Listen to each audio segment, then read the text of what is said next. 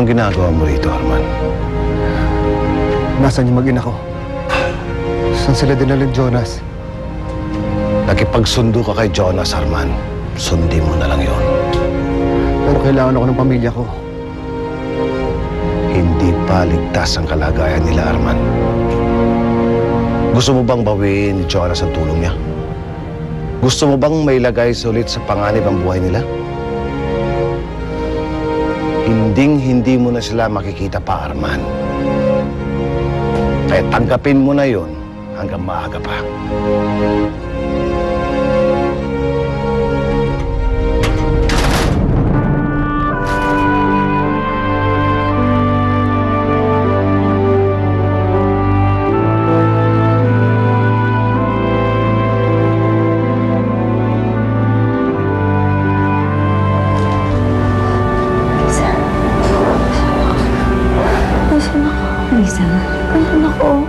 Melissa, na-aksidente ka. Ilang araw kang wala ng malay. Nandito ka sa isang ospital sa Maynila. Si Arman. Nay, si Arman. Asan si Arman? Wala na siya. Iniwan ka niya. Tinalikuran ka niya pagkatapos ng nangyari sa'yo.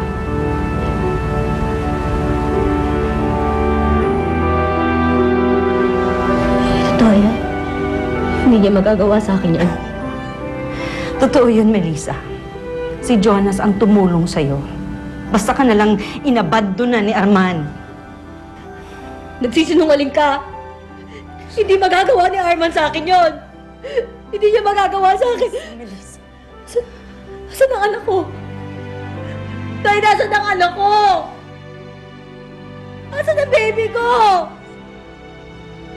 Asan ang anak ko? Ba't di niyo sabihin sa akin? Wala na ang anak mo, Melissa. Namatay siya nung hinlas sa Maynila. Hindi totoo yan. Hindi totoo yan sinasabi mo. Asan ang anak ko?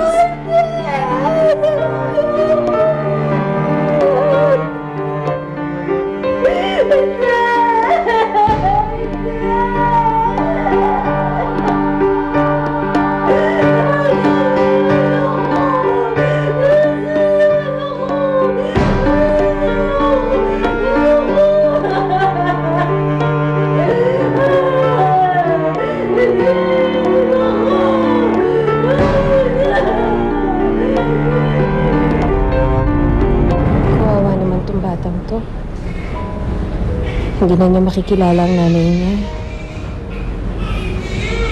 Anong mangyayari sa kanya dito paglabas niya sa ospital? Malamang patapon siya sa bayan ko.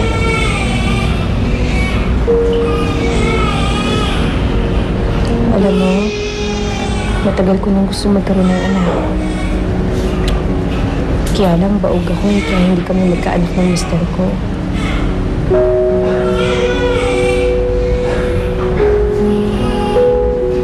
Pwede kayang kami na lang umangkin sa kanya? Pinapangako ko, mamahalin ko ang batang to. Dado, siguro nga ito na ang sagot ng Diyos sa mga dasal ko. Tulog siya ng langit. Parang isang Ariel. Angelica. Yan ang ipapangalan ko sa kanya.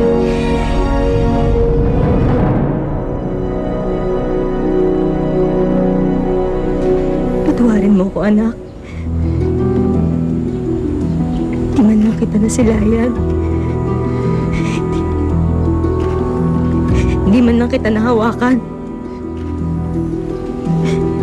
Ikaw lang naipadama sa'yo yung pagmamahal ko. Sigurado ako, kahit nasaan man siya ngayon, masaya siya.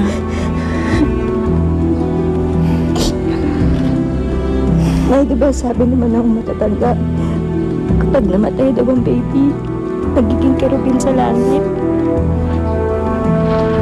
Siguro, ang ganda-gandang kerubin ng anak mo.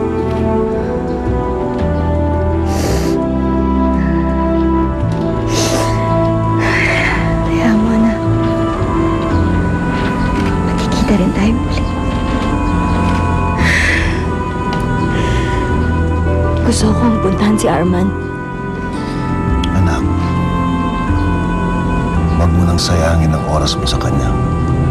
Kinalimutan ka na niya. Hindi ho totoo yan. Hindi ho ako naniniwala. Lisa. Lisa.